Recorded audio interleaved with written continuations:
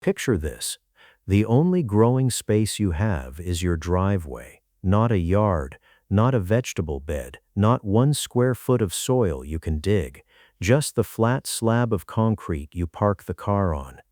Now picture tipping a bag over on that slab at the end of summer and watching a pile of clean, fresh potatoes come tumbling out across the concrete, potatoes you grew in a sack by the garage, with no digging and no yard. That is not a fantasy, and it is not a trick. A driveway is the biggest, sunniest, warmest growing space most people own, and they park on it. So this is the garden I would build if my driveway were all I had, and I will be honest with you in one sentence up front. Containers on a slab will not grow a wheat field or a winter's worth of stored grain. But the vegetables you actually load into a cart every week, the potatoes, the salad, the tomatoes, the beans, the herbs you pay a fortune for and throw half away, that whole side of the shopping you can grow right where the car sits. And here is the thing nobody notices about a driveway. It is already better than most gardens. It is a big open sheet of full sun with nothing shading it, backed by a warm wall that soaks up heat all day, and you never have to dig it because you build up off the top of it. Let me build it, bag by bag, starting with the heavy stuff you hate carrying home. Station 1 is the heavy, boring, expensive stuff you lug home in a bag every week, potatoes and root vegetables, and this is the crop a driveway grows that a windowsill or a balcony never could. Stand a few deep grow bags or old compost sacks right on the slab, fill them with soil, and push in a couple of seed potatoes each. That is the whole setup. No bed, no digging, no forking. Here is the trick that makes bags beat the ground.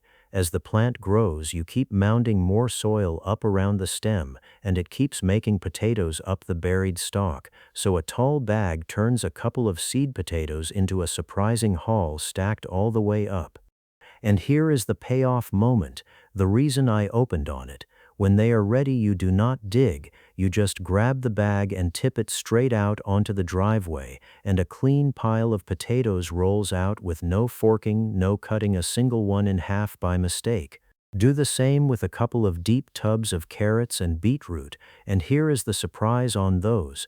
Roots often grow straighter and cleaner in a deep tub of loose soil than in stony ground, because there are no rocks to fork them.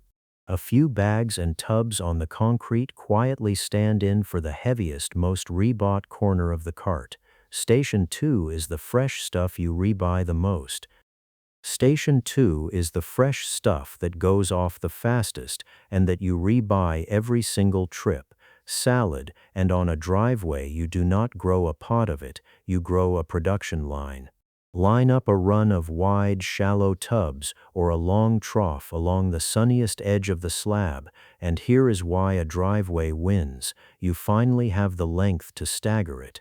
Fill the tubs with loose-leaf greens, leaf lettuce, spinach, rocket, a little kale, and sow radish in the gaps. Now the one trick most people get wrong. You do not grow a lettuce, wait for a full head, and cut it down. You sow them close, and you harvest, cut, and come again, taking only the outer leaves and leaving the growing point in the middle, so one sowing hands you salad for weeks, not one bowl.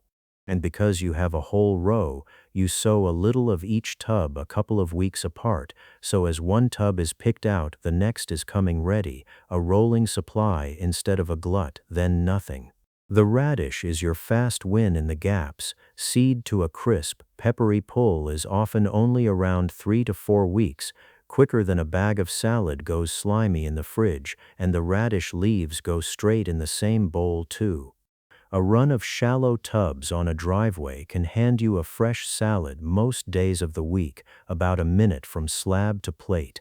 Station 3 is the crop everyone thinks needs a greenhouse.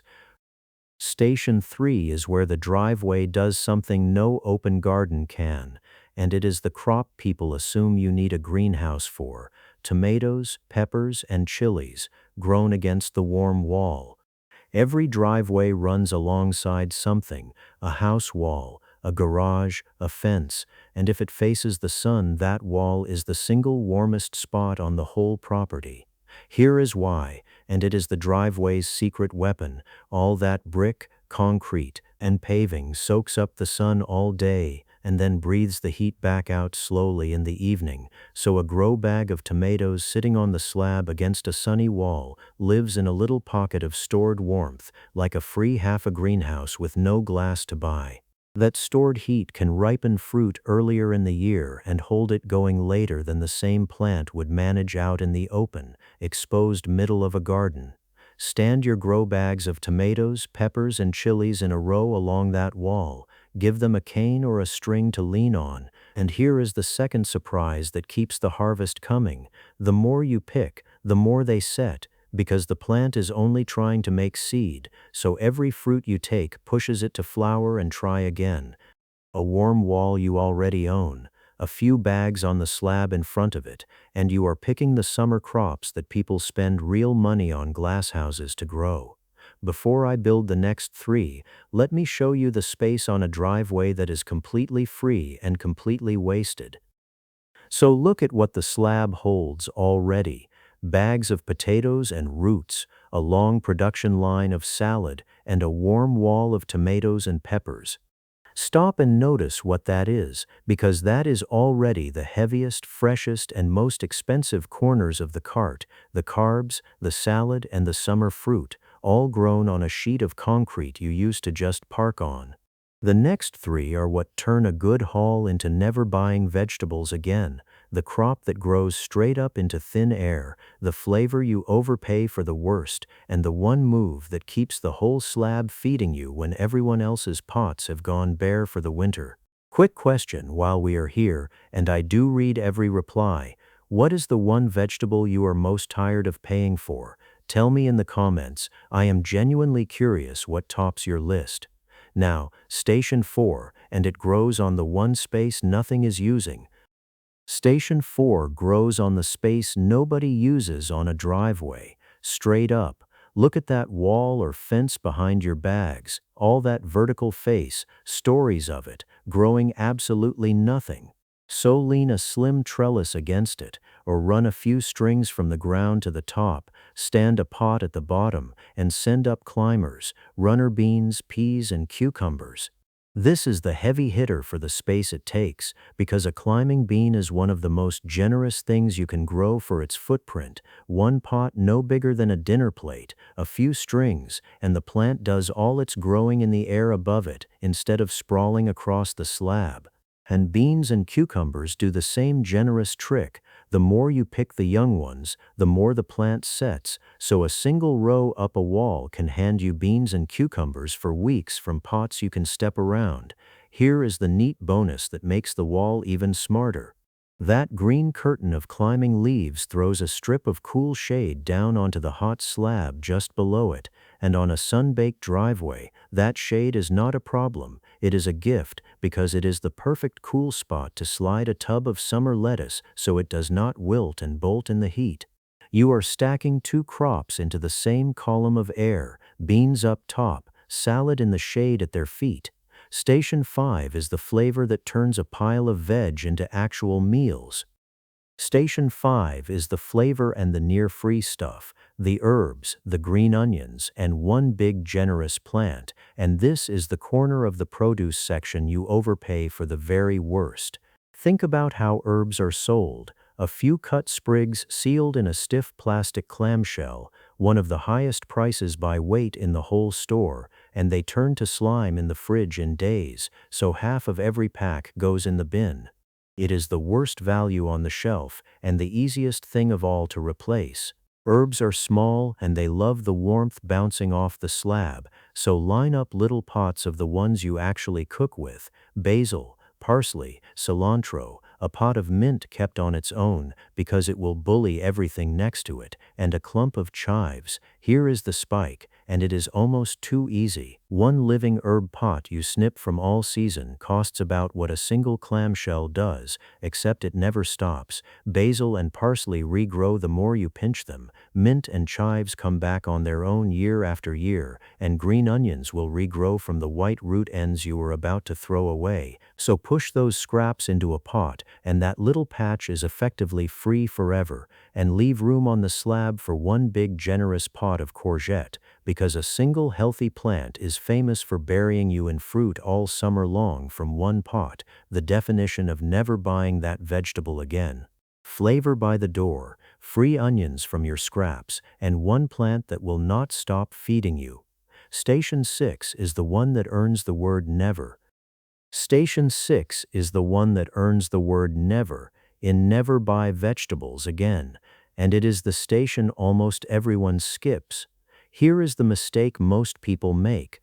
They fill the slab once in spring, pick through the warm months, and by autumn the bags are spent, everything winds down, and they drift straight back to the vegetable aisle for more than half the year. The fix has two easy parts, and neither is hard. First, succession, which simply means the day a bag or a tub finishes, something goes straight back in. When the early potatoes come out, that soil grows a batch of autumn greens, and when a lettuce bolts, the tub gets rezoned the same afternoon. Second, and this is the surprise that makes never realistic, you lean into the cold because a lot of good, expensive vegetables actually prefer it.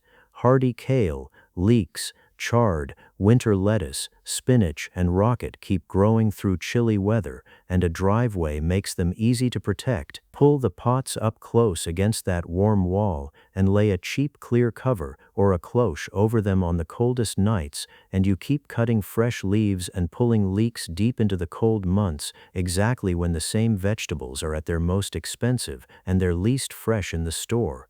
Most driveways go bare in autumn not because they have to, but because nobody replanted them for the cold. Keep the bags turning over, and the slab keeps you out of the vegetable aisle for nearly the whole year. That is the whole build.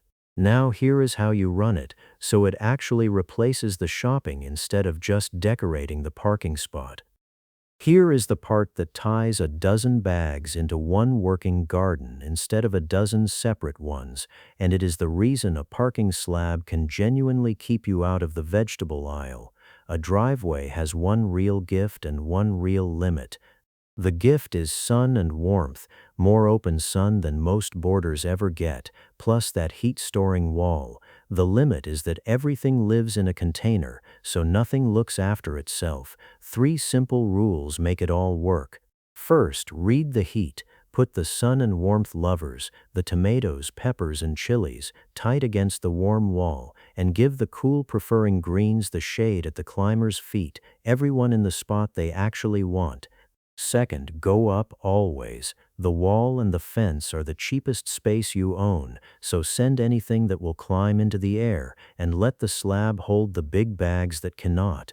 And third, the big one, never leave a bag bare. The day you tip a bag out, refill it that same day, something fast in the shallow tubs, something climbing on the strings, never a bag of empty soil sitting there wasting a month of the best sun on the property. Do those 3 things, and the slab is always growing something, which is the only way a driveway adds up to a real dent in the shopping.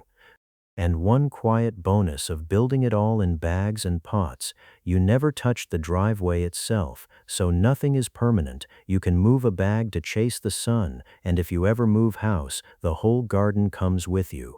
Grow what your family actually eats, and the payoff is not a decorated parking spot. It is the evening you cook dinner from bags by the car and realize the veg drawer in the fridge has been empty for weeks because you stopped filling it. That is the system, not a bigger yard, a fuller driveway.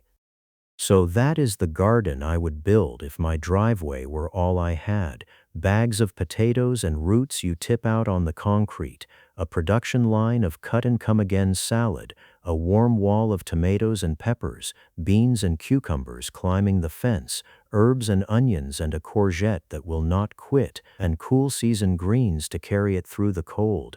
Every bag refilled the day it empties, so it almost never stops. This channel is called 1 Acre Blueprint, and by now the real lesson is clear. The blueprint was never really about the acre. It is about how hard each square foot works, and a driveway worked properly, in full sun against a warm wall, can keep a family out of the vegetable aisle for most of the year. Do not try to build all of it at once. Start with one bag this week, potatoes for the satisfying tip-out haul, or a trough of salad if you want to be picking in a few weeks, or a pot of herbs that pays you back the first time you skip that sad little clamshell. Subscribe to stay on the 1 Acre Blueprint, because next we take this exact idea one step further, the full plan for turning a driveway and a small yard into a garden that feeds a family right through the year. And tell me in the comments, if your driveway were all you had, which of these 6 would you build first?